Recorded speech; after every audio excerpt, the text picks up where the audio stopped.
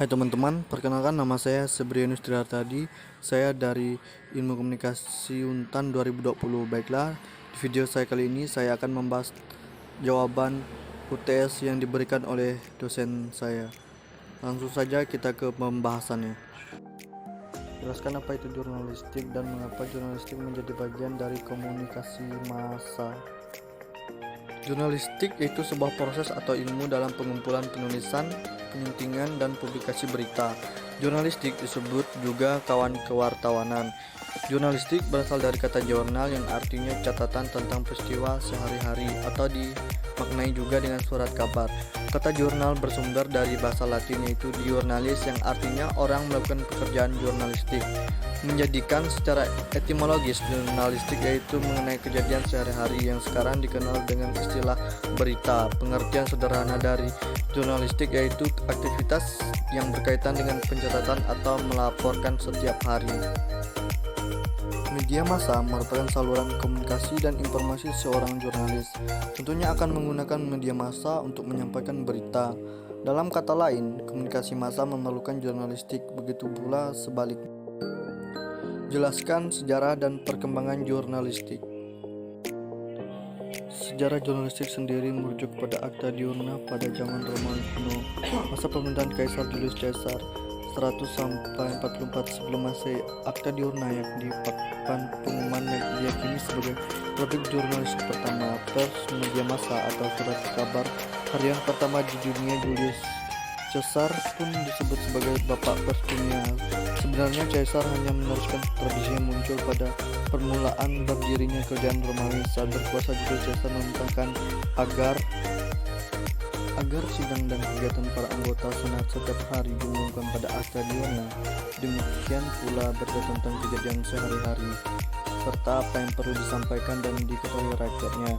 Berita di Acta Diurna kemudian disebarluaskan. Saat itulah muncul dialmunar, yakni orang-orang yang bekerja membuat catatan tentang hasil rapat senat dari papan Acta Diurna itu setiap hari. Dari kata Acta Diurna inilah secara harfiah kata jurnalistik. Perkembangan jurnalistik sudah dimulai sejak zaman dahulu, dimulai dari perkembangan jurnalistik dalam Islam.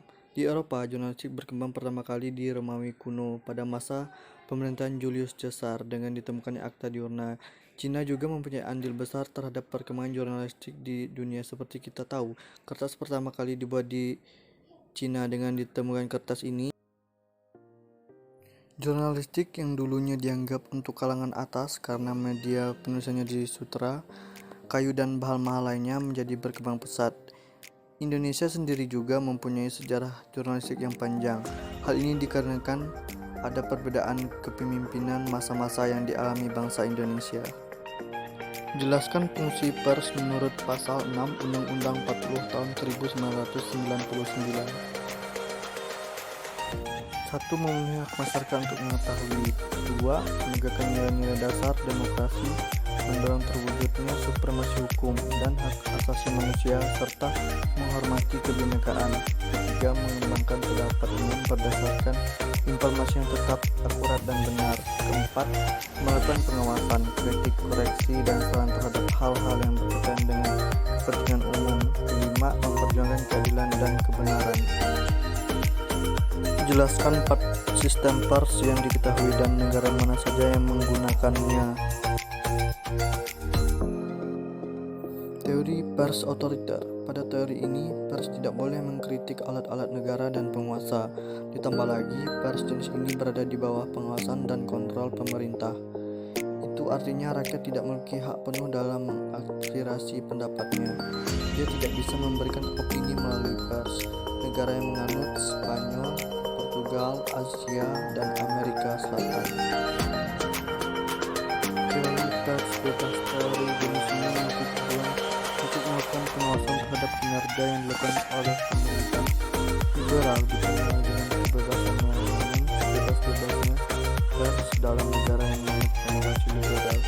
Pers tidak leluasa untuk memfitnah, menyiarkan tulisan cabul ataupun menghasut.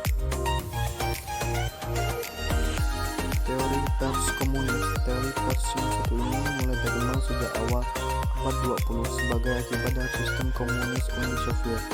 Media massa pada pers ini berperan sebagai alat pemerintah dan bagian internal dari negara, dan media massa tidak mau harus tunduk kepada pemerintah negara yang menganut Rusia dan RRC.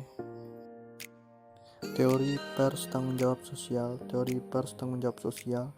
Pada teori ini, pers adalah forum yang dijadikan sebagai tempat untuk memusyawarahkan berbagai masalah dalam rangka tanggung jawab terhadap masyarakat atau orang banyak negara yang menganut Indonesia. Sekian video pembahasan saya kali ini. Terima kasih.